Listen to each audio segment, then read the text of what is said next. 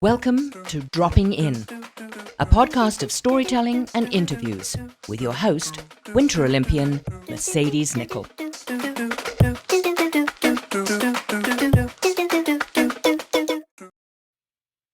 Thank you so much for dropping in today. Now, this is series 11. It's a bit strange. I haven't really just been myself on the podcast since episode 1, where I shared why I started the podcast and what the podcast is about, as well as a little bit about my snowboard career. So, this series, series 11, features an in-depth interview with me, Mercedes Nicoll. You might be wondering how. Well, I've gotten to know technology a little bit more, and I've used Chat GPT to ask questions. So, those of you that are not familiar with Chat GPT, it's AI, it's artificial intelligence, and you can ask it questions and it'll give you answers. So, I asked it to interview me to provide more insights on my life, career, and my experiences. So, thank you so much for dropping in on episode 90. This is very exciting for me. I do appreciate everyone that's been listening along the way. I can't believe we've gotten to 90 episodes. And do stay tuned for episode 100, where I have a really special guest I'm excited to have on. So this series, I'm going to be talking about my early influences and the beginnings of Mercedes Nicoll. Uh, it wouldn't be a show if I didn't do a rapid fire. I don't know if I'm going to do them for all 10 episodes. We'll see what you guys are into. But I get to do the rapid fire. I pulled these from Chat GPT, and the first round were kind of boring. So I was like, let's ask some fun questions. You know, I like fun. So here we go. Number 1, if I could travel in time, would you rather travel to the past or the future, and why? Oh, I think I travel to the future. I mean, I don't have the best memory, but I mean, I've lived that life, and I kind of think it would be cool to see what's going on in the future. Number 2, dream superpower. Now, I haven't read these, so I'm reading these for the first time. Dream superpower. If you could have any superpower, what would it be and how would you use it? My dream super I've talked about this in an episode before, and I think it was like flying, but I think I would say more so teleporting, because I really love traveling. And if I could just like beam myself up like they do in Star Trek, that would be phenomenal, because then I could go visit all my friends and just be there in an instant. That'd be great. Favorite cartoon character. Who's your favorite cartoon character from your childhood? The first one that just popped into my head, um, I must have just seen something about him before, but it was, Winnie the Pooh, and I think that I had just seen on Instagram a, um, a meme that was like Winnie the Pooh and Mickey Mouse, and we all know that Mickey Mouse just wears shorts, and they're red shorts with, like, 2 buttons on them. Well, it used to be a full top, I guess, and he cut the top of it off and gave the shirt to Winnie the Pooh, but I don't know if that's real or not. Anyways, favorite cartoon character, that'd be Winnie the Pooh. Um, okay, fictional world visit. If you could visit any fictional world from a book or a movie, where would you go? I'm gonna have to use ChatGPT to do some of these for me because these are good. Okay, the first one that popped into my head was Harry Potter. I mean, I'm a huge Harry Potter fan, so that would be pretty sweet. I'm trying to think what else fictional books I would wanna go into. I'm sure a lot of you guys have good ideas. Let me know. Let me know on, social media where you guys would go, because I'm super interested. Okay, number 5. Dinner party guests. If you could this one is so hard. If you could invite 3 famous people, dead or alive, to a dinner party, who would they be? This is the one where people usually ponder and they're uncertain or they know right away. And like, I have thought about this before, and my friend Kimmy just got me a ticket and we went and saw Pink in person in San Diego. So I think I would want Pink at the table 100%. She's alive and really cool. And one day I hope to snowboard with her because she also snowboards. And then who else would I have? I think I'd want, would I want Barack or Michelle Obama? I don't know. One of them. Maybe I go with Michelle. I really enjoyed her book. And she seems pretty with it and cool. Okay, so that's 2 women. I probably need a man at the table. Man, oh man. You know what? I'm just gonna go all women because I think this is like interesting in the family dynamic, but I think I'd want my grandma. I'd want my grandma back, my dad's mother, uh, just so that she could see what has happened in the world and maybe things would change her mind on her feelings about certain people and everything like that. Okay, so Pink, Michelle Obama, and my grandma. That would that actually makes me laugh because I think my grandma might like fall out of her seat at that table, but I think a lot of powerful women at that table. Oh, that's a tough question. Who would you guys have? Let me know. Um, okay, number 6, travel destination. What place you've never been but would love to visit someday? It's happening. I've never been to Fiji, and I'm going to Fiji this December 2023. I'm like over the moon. I did in grade 6 when I first moved to Whistler. That was a long time ago in 1995. I did a school report on Fiji and I've wanted to go since then, since I was 12 years old. And now I will be spending my 40th birthday in Fiji. So it's all coming around. It's all coming full circle. But yeah, that's the travel destination I'm most excited about. Then after that, because I'm actually going there, Fiji. Other than that, I think Jordan is definitely on my bucket list. But so is Australia because I haven't really been there and I have a lot of friends. Hello, Syrianis. I love you. I'm gonna come visit you one day. Don't worry. Okay, number 7. Hidden talent. Do you have a quirky or unusual talent that most people don't know about you? Ooh, what's the talent? Do I? I mean, my friends would probably say I do. I could make like a bucket with my tongue and hold water in it. Is that weird? Yeah, kind of weird. That's not really a talent though. It's like a dog. I didn't have to think about that one. Number 8, ultimate comfort food. What's the one comfort food that never fails to make you feel better? Well, first I was gonna go with shepherd's pie, but like if I'm feeling sick, then I'll just have like um chicken broth soup because that will make me feel better when I'm not hungry. But like if we're just talking like comfort food, I'd say like okay, shepherd's pie, but not with lamb. I'd have it with like turkey or beef. Therefore, it's not a shepherd's pie. This is gonna get people are gonna get angry, but that's okay. That's okay. That's how I would like it. Okay, number 9, favorite childhood game. What was your favorite game to play as a child? Okay, the first one, like I feel like I'm taking this rapid fire pretty well. The first thing that came to mind was kick the can. And for the life of me, if you asked me how you play that game, I can't remember. I know you kick the can, but were we all hiding? And like I can't like someone went to jail. Uh were we all hiding together? I don't know. Someone let me know. Kick the can. I'm old now, but I think I would still like to play that. I also like Red Rover, but that seems pretty painful now. That's how kind of you would break your wrist maybe, but when you're a child, you're unbreakable. Number 10, the last one of the rapid fire. Time capsule. If you were to create a time capsule to be open in 50 years, what would you put in it to represent your life today? Uh, what would I put in it to represent my life today?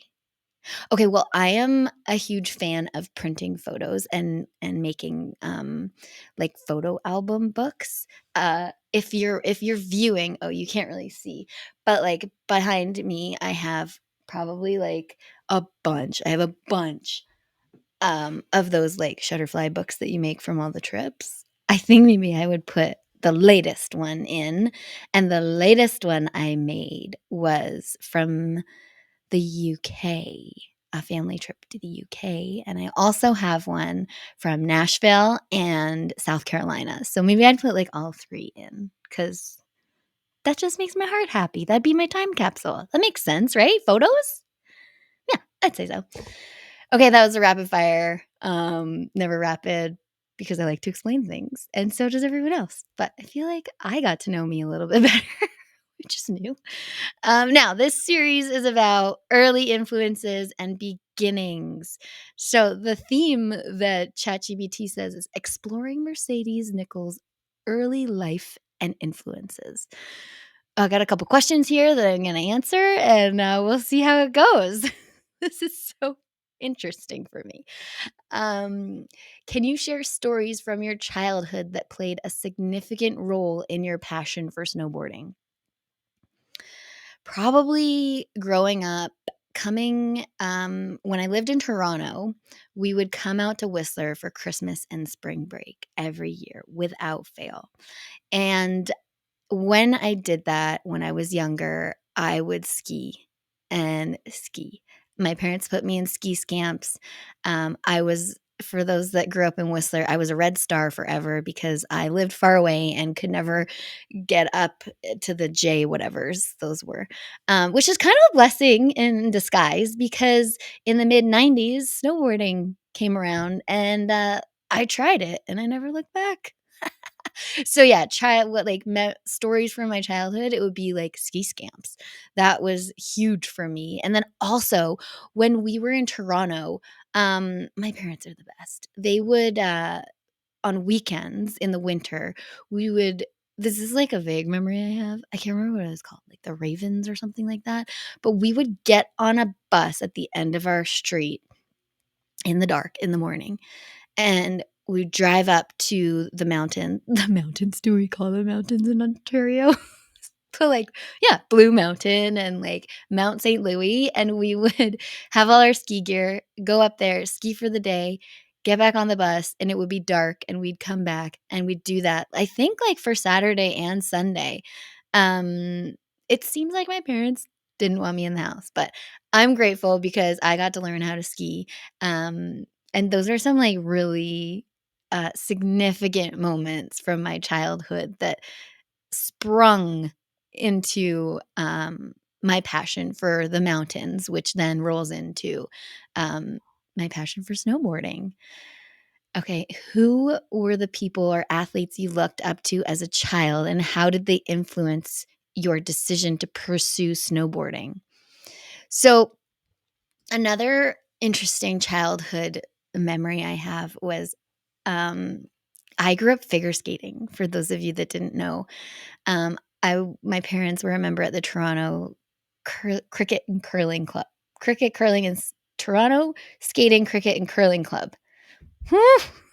It's a mouthful. And that's where I grew up figure skating. I loved it. I loved going fast.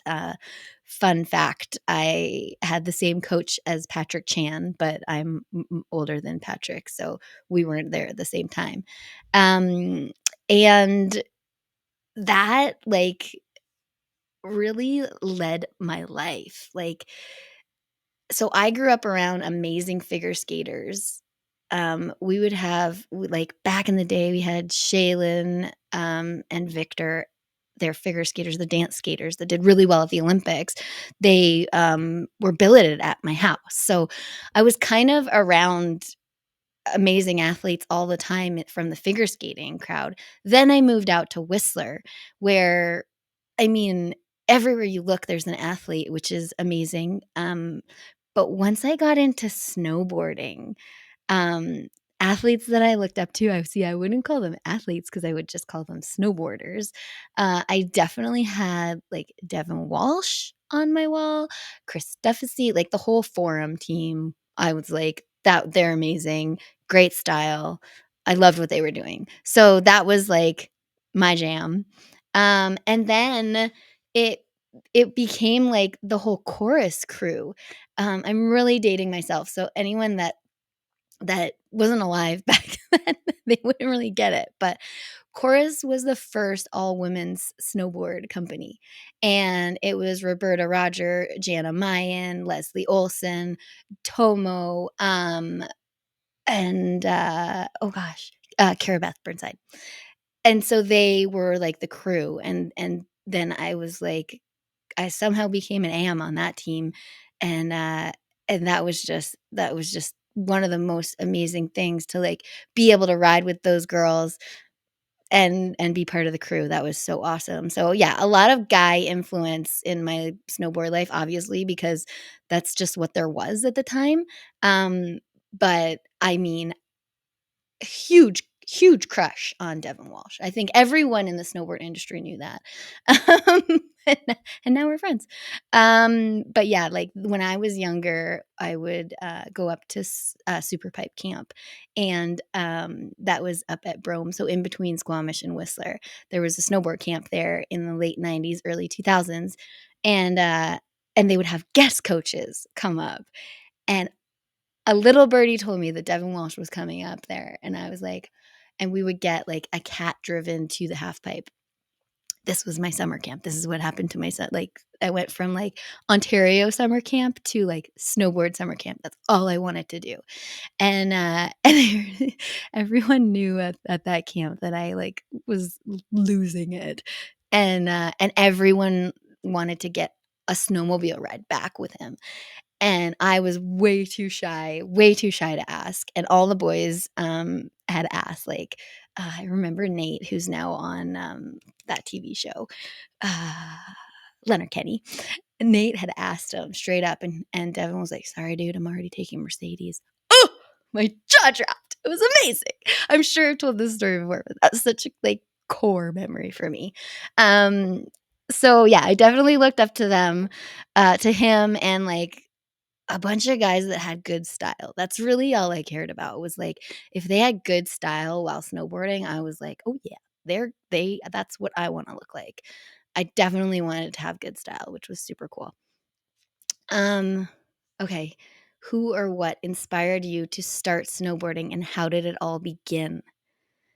Who inspired me? Okay, I feel like back in the mid-90s, it was, like, still Sorel snowboard boots.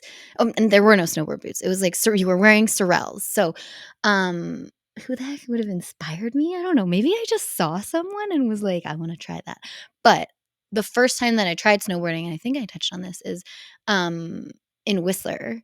Well, actually, I think for reals, I tried it in Ontario at one of those Raven camps when they were like, "Do you wanna try this? It's new." And I remember it being really tricky and challenging. Then push on, like, a year or whatever, we were out here for, I think, spring break in our sweet Descente purple and turquoise outfits, and, me and Brett Kane, a good friend of mine, who had skied together, skied the whole mountain. We kinda knew everything. We thought we knew everything. We were so little. We were tiny humans. Probably, like, 11 before I moved to Whistler. Um we decided to give it a go in our Sorel boots and low back bindings and try snowboarding. And I don't know if it was his idea or my idea or a joint idea, but yeah, we wanted to try something new. So I don't know if it came from, like, I didn't watch any movies or anything like that. It was just like, that looks cool. I think I want to try it. So I did. Okay. Can you share a specific childhood memory related to snow or mountains that ignited your interest in snowboarding? We've already touched on that. Um, like, I have to say mad kudos to my mom and my dad who, like, my dad, super into skiing, so then brought that into our lives, and, um grateful that he retired when he did, and so we could move out to Whistler, um, and so I could snowboard and never look back, and now I put on some figure skates, like, last year, and I was like, "Oh, I am very rusty at this." Um, so yeah, shout out to my dad for that one. Okay, next question. What was your very first experience with snowboarding, and how did it feel? How did it feel that first time in Ontario? So foreign. That's, like, really the only memory I have from that, being really foreign, and, um, I was not fast, and I was, aggravated, frustrated, all of the things. 'Cause the next question that ChatGPT asks is, can you describe the emotions and thoughts you had during that moment? Yeah, it was super freaking frustrating, obviously, like, you're trying something new and it's not working and it's, like, so foreign. I wouldn't be surprised if I, like, threw my snowboard down the hill or something, like, just being a total jerk. But when we picked it up in Whistler, me and Brett, I remember that being, like, a little more calm, and, we kind of gave it a little bit more thought, but still probably really frustrating from going to be able to, like, ride the whole mountain to, like, starting something brand new. So yeah, frustration was definitely part of it. Um, what other sports or activities were you involved in during your childhood, and did they have any impact on your snowboard career? Figure skating, yes. It's super funny, I was just on Instagram and this, other snowboarder on Snowboarder Meg, on Instagram said she was a figure skater too, and I was like, "Oh, that's wild." It does help, like, you get the rotations, you understand what edges are, so that for sure helped. My skateboarding career when I was younger was nothing to write home about other than I, like, sat on it. My old neighbor and I, we in Toronto snuck out of the house, took my brother's skateboard, even though we were not allowed, and, went down a, like, probably now a 5-degree pitch, but back in the day, it was like a 90-degree pitch. No. Um, we went down a road, like a tiny hill on a skateboard, and somehow, I slipped off. I don't even think I was standing, honestly, I think I was sitting, and it just, like, ripped the whole half of my face off. So that, like, it was just all bloody and, like, peeled off. And I was, like, too scared to go home to my mom because I was like, "She's gonna know that I snuck out, and now I look like trash, and I don't really know what to do." I don't know if I was, like, crying. I, like, literally had, like, Two-Face from Batman or whatever that guy's name is, like, I was not okay. And then I remember, like, my mom my mom was more just worried about my face, so that was a lesson learned. Yeah, so figure skating definitely helped, I'd say, with my snowboarding, and also fun fact, like, I think it's something like 10% of people, spin to the right, like clockwise, and most people spin to the left. And I'm one that spins to the right, and I'm regular footed. So that means my left foot's forward when I'm snowboarding, and I spin backside. That's not like super normal. Most people like spinning front side when they're regular. So I learned that from figure skating. Okay. Share the story of your initial fascination with the sport and how it led to your decision to pursue it as a career. It's funny, it's hard to, like, think of my snowboard, well, now that I reflected on it, yes, it was definitely a career, but when I was in it, I was just like, "I'm just a snowboarder," or whatever. Share the story of your initial fascination with the sport. I mean, I don't know that it would be my initial fascination with the sport. Why is that word so hard to say? But I think it would, like, a core memory that I have of, like, getting into the half pipe is when back in the day, Blackcomb, I know my family's a Whistler team, but I would go on Blackcomb. I am the black sheep. I am the snowboarder in the family, not the skier. Everyone else skis, I'm the snowboarder. I would go on Blackcomb, and there, honestly, you get up both of the chairlifts on Blackcomb, and right there was the half pipe.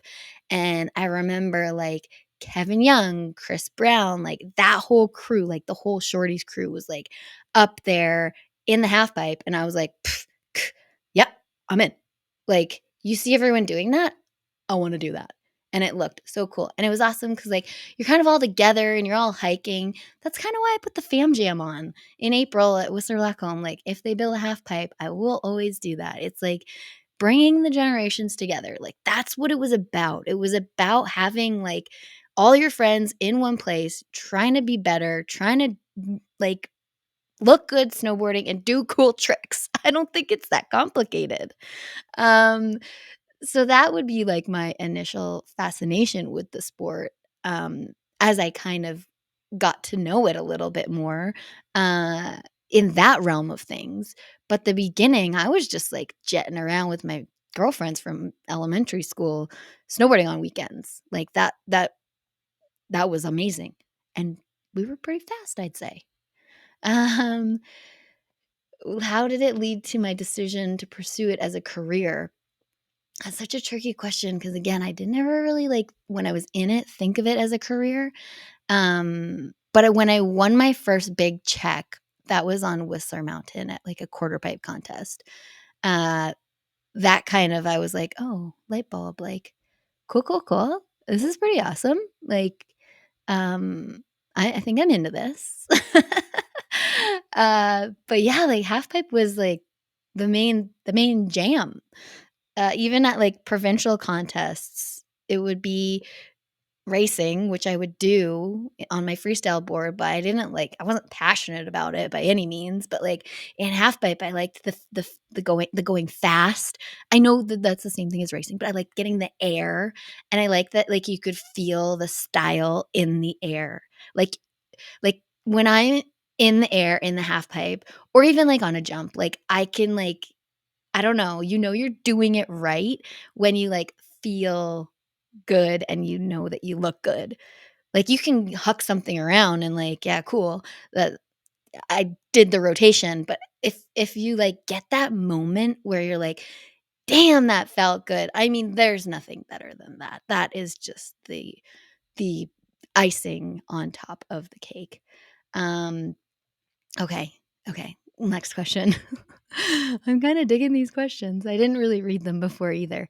Okay, who were your early role models in the world of sports? My role models. Well, it was a bunch of drunken snowboarders, wasn't it? I say that in the kindest, nicest way. We just have such a different sport. Like I went from figure skating where it was like so structured and not fun at times. Like, I love my figure skating friends now because I met them at the Olympics and they are the top of the top. Like, kudos, guys. I freaking love you. And I don't know how you made it through those first initial steps because I bowed out and I just went to snowboarding. My role models, I talked about them earlier. Yeah. Describe the moment when you decided that snowboarding was what you wanted to pursue as a career. It didn't happen until I, like, reflected on it, and I was like maybe when I was concussed, I was like, "Oh, yeah, remember, like, you are an athlete. You like to do sports. You like to do, like, 5 sports a day." Um, but yeah, like, super lucky to grow up in that era of, like, the mid-90s when it became a big boom to, like, now. I've seen snowboarding just progress and then things happen, like, it's been a roller coaster for sure. Did you have any family members or friends who played a significant role in supporting your early interest in snow sports? Yeah, we touched on that. That's for sure. My mom, my dad, my brother, my aunt, my cousins. Uh, like it's I don't know, it's in our veins. It's just something that we do, and we're just so passionate about it. It's so lovely, and it's really awesome to have in our lives still. I mean, my dad doesn't I mean, I don't think he's done skiing. I think he'll still go up again, but he's turning 80 in April and like he crushed it for 77 years on snow. So, like amazing. My brother, he's still crushing it. Like he is so passionate about skiing. I think that warms my heart. It's a soulful experience, and I think that that's just passed down through our family as a passion, which is so awesome to see. I love that. Were there any specific challenges or obstacles you encountered in the early stages of your snowboard journey, and how did you overcome them? Okay, I have one story for you. One time, my snowboard got stolen at a provincial contest, and we were at Mount Seymour. No shade on Mount Seymour. That has nothing to do with them. That just has to do with some jerks that stole my snowboard with a big, huge Winnie the Pooh sticker on it. Look at that coming full circle. Yeah, that was shitty, and I got I had to compete the next day, and I didn't have a snowboard. So then, one of my friends was like, "Oh, here, you can have this one at a pro deal."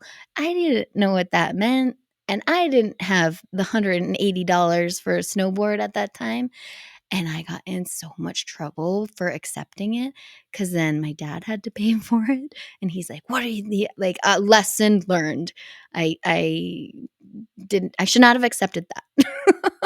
And I'll never. That's ingrained in my head. It was an option snowboard. I ended up riding for option after that for a while, and I was just so scared. I was like, I'm in so much trouble.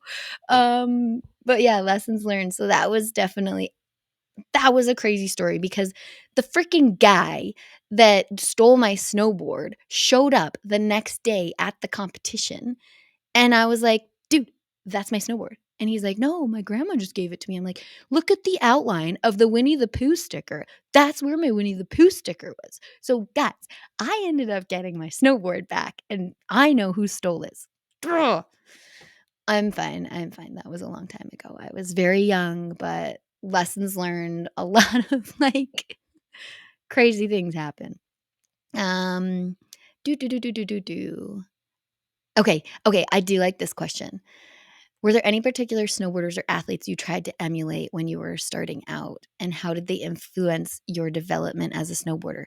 Yes, I'm pretty sure I wanted to be Devin Walsh. I I feel like I would just watch his snowboard parts because I was just like, "Man, his style is so good." Like, there is something about his style. Like, honestly, let's just all go back to backside 180s and that only, and he'll still win. That woof.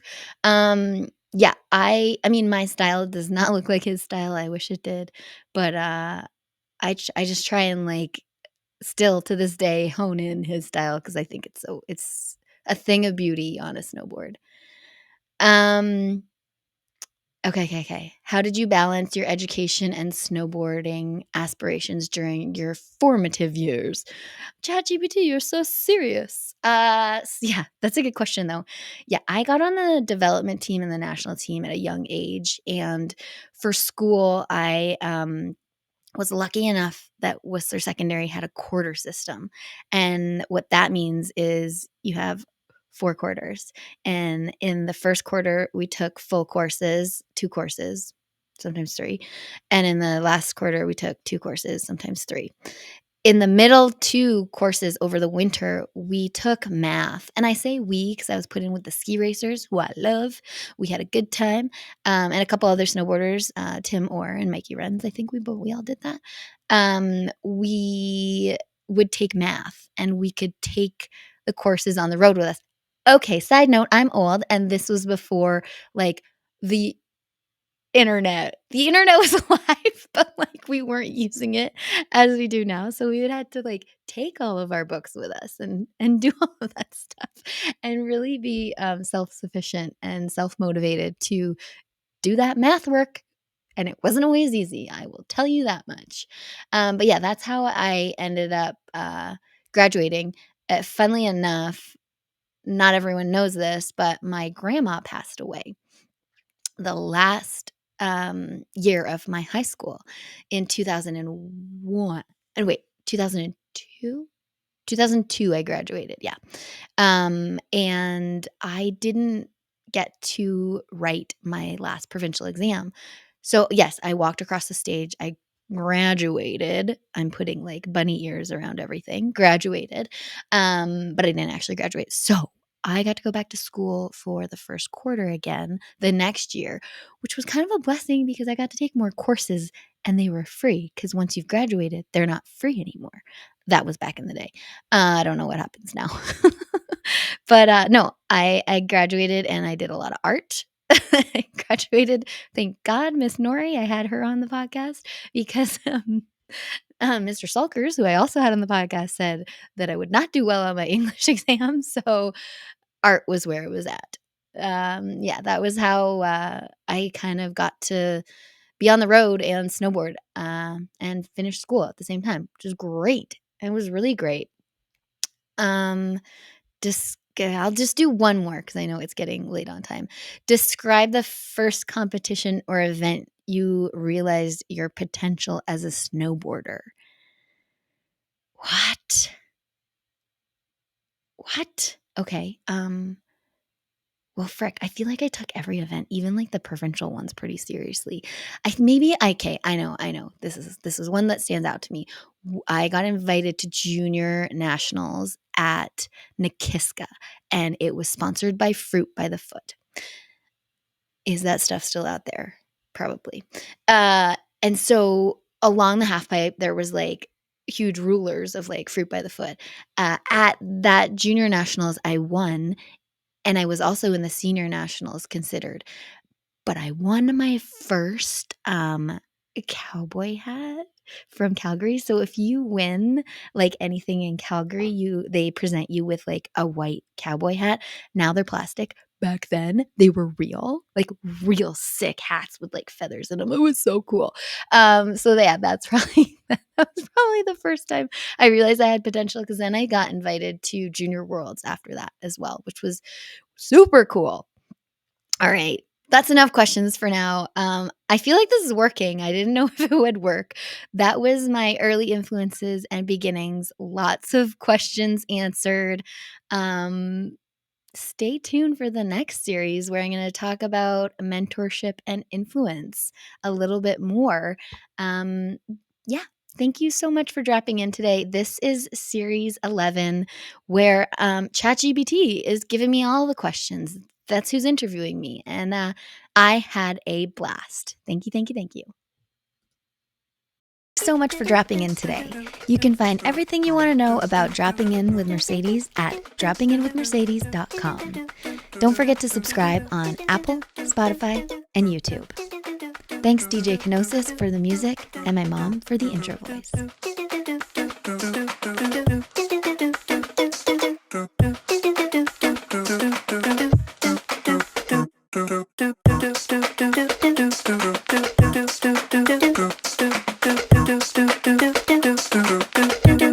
Do